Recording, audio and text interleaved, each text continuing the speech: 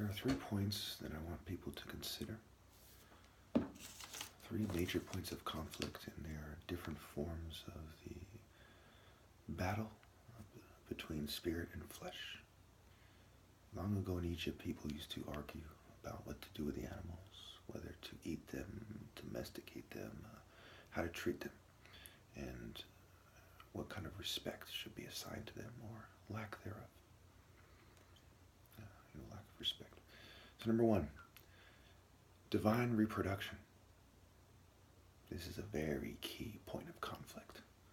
In many ways, it is the best way to explain the conflict in general. In what way are we reproducing? What kind of creatures are we creating? The way I see it, we're creating a bunch of attractive, very evil, petty, shallow women who have conversations that reflect their indifference all the time, and their tone of voice, their mannerism, the different ways that their behavior tells us that something is wrong, that they're superficial, that they're artificial, they're fake.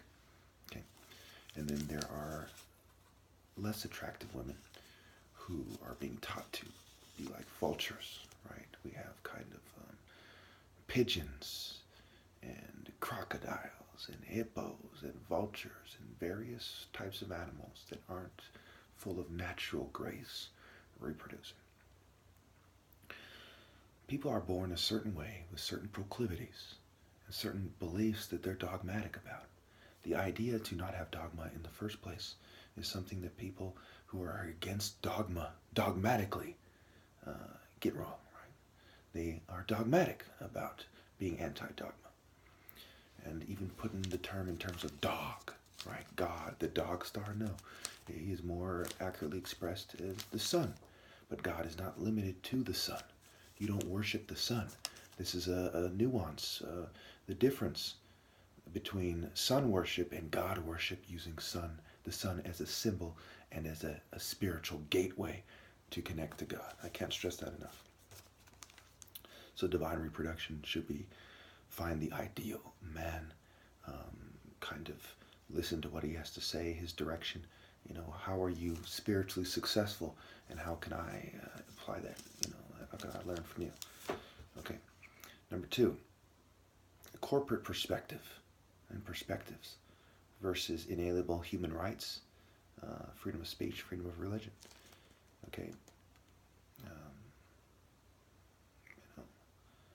The screen is a very serious thing, and people are going to continue to be allowed to get to heaven. When I'm angry, I'll make one decision. When I'm drugged, I'll make one decision, and I'll correct it myself. So right now, as of 2/09/3/31/2018, I just made a video, maybe half an hour before, hour or so. I changed my mind that the sun gate will remain to be open. We will guard it carefully. Anyway, number 3. Okay, so the honorable, loyal warrior dying, fighting for honor versus the survivor.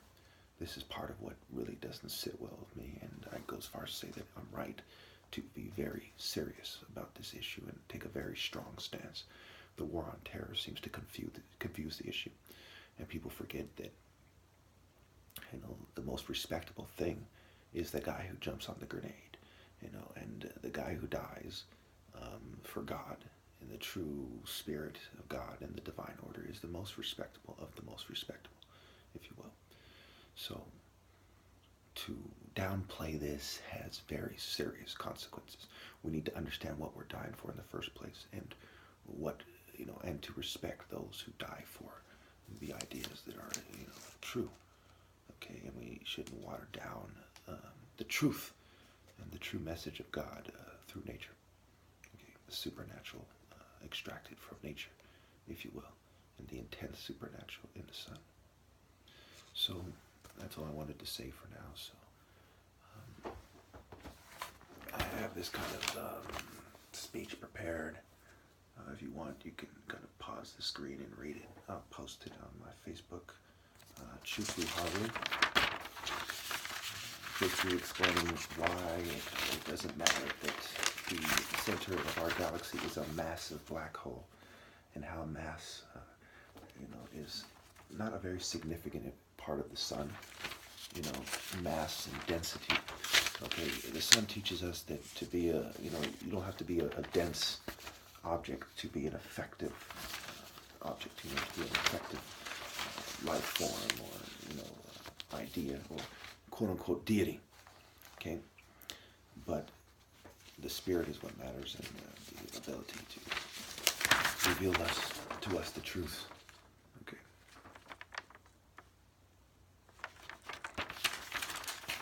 I'm going to read you a part that I think is most important. Sexual empaths in a sexualized society.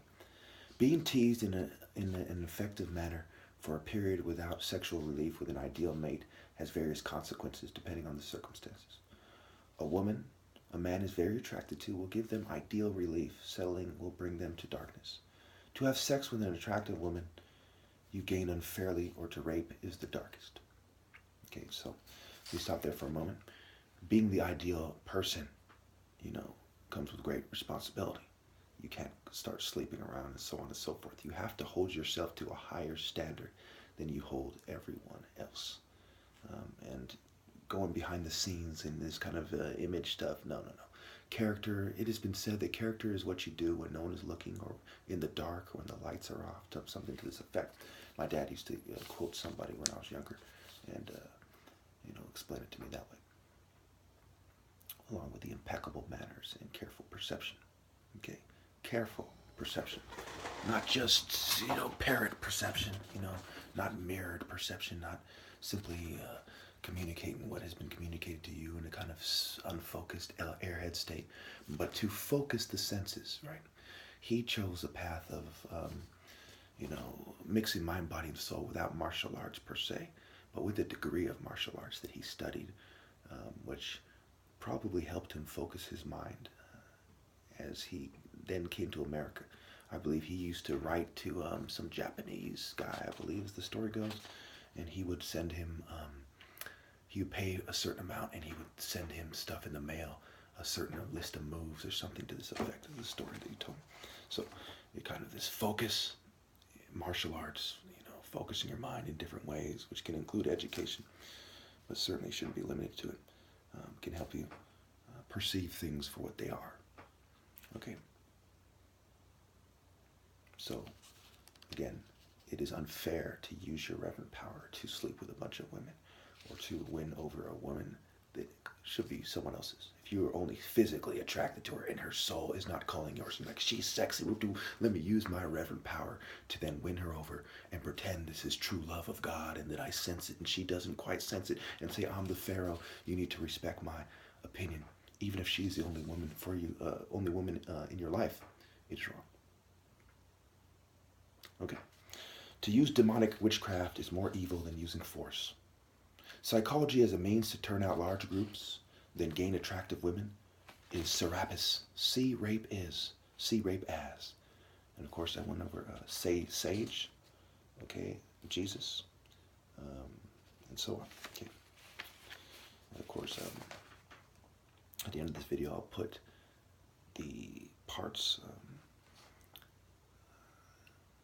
where I show you, it has been recorded that there was wordplay used in the Talmud. Okay, there's wordplay on the names, and so of course there's wordplay on, the name Talmud. Who was regulating this Talmud is kind of a Greco-Roman expansion into England, and then from there they expanded Christianity. Look at the history of the expansion and the spread of Christianity. It makes it clear that this Latin-rooted language of English is key. And look at the nuance in the spelling of things and the words, how they're very similar when you talk about Latin rooted languages. Okay, French, Spanish, English.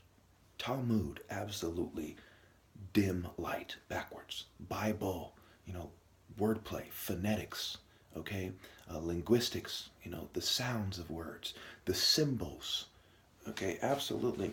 This is what it is saying. Neither the Talmud or the Bible is a perfect explanation for more than one reason. Who are they talking to? In what manner are they speaking? What are the nuances between the ideas, the ideas and the symbols and so on, having the meaning to them versus the meaning they have taken on as time went on? And how do people who maintain tradition of breaking these things down, studying them scientifically, analyzing them, etc., differ in their understanding compared to the general population, right? The knowledge of good and evil, which includes, Babylonian, the breaking down of language, Babylon, Babble on, okay, versus truly understanding what is being said. And of course, you can apply this by drugging people so they babble on. They could be telling the truth, but if they say it a certain way, with a certain tone, with certain mannerisms, a certain intensity that we associate with being mad, then you might lose the truth there as well, and people might fail to perceive what is actually being said. So one measure of a person can be the ability to naturally extract these ideas. Another measure, which may not be fair, certainly is not in a crony capitalist kind of privileged society, the ability to apply education to extract their what is being said.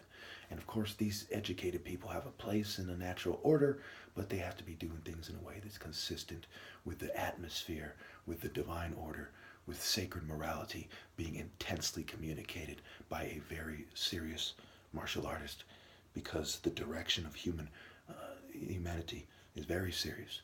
People being abused is very serious. Rape and murder and trickery, we don't think it's funny. And people can quickly mistake our anger for madness if they don't apply careful, potent, intensely careful perception, focus, concentration.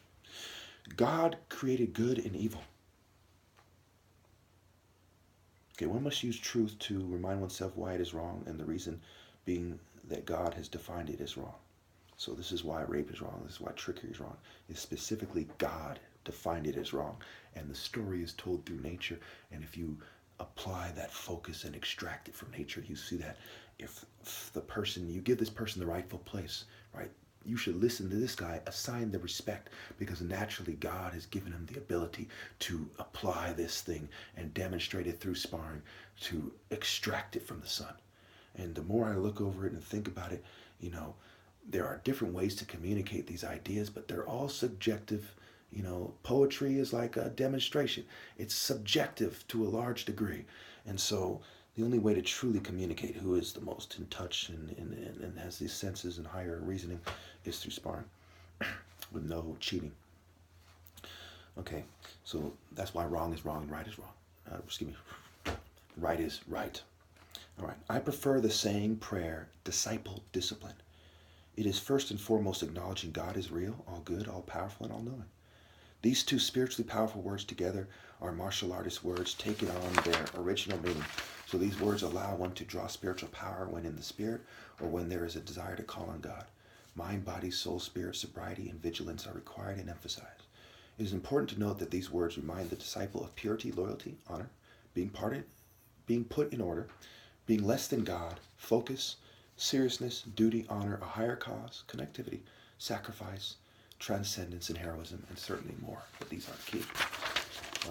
Let me just wrap this up. Think about Huey Newton, who brought in the drugs, who did he end up being dependent on, and why, who kind of helped him with his movement, this kind of communist movement, crony capitalism. Neither of them are right. Both of them have partial truths inside of them. And he ended up being this kind of dependent and addicted to worldly substances and ideas, drugs, substance, idea. The progress was cut short, certainly because of that, and the lack of a divine order, right? The structure wasn't impenetrable for the lack of a strong martial arts order, right? These weren't martial artists. They weren't true to God, and as a result, inevitably, they fell apart. Yes, so once someone like me is allowed to lead people, in the true spirit and speak to them truly from the heart, from the soul, and convey to them God's message, the idea is they will fall in line in a solidified, strong, sustainable, a structure that perseveres in the face of adversity, as a unit, right? A oneness that is a pyramid structure, okay? All in the name of God, with no ill-gotten gains and no abuses of power. Let me just show you this. It'll be posted on my Facebook, Chuku Haru.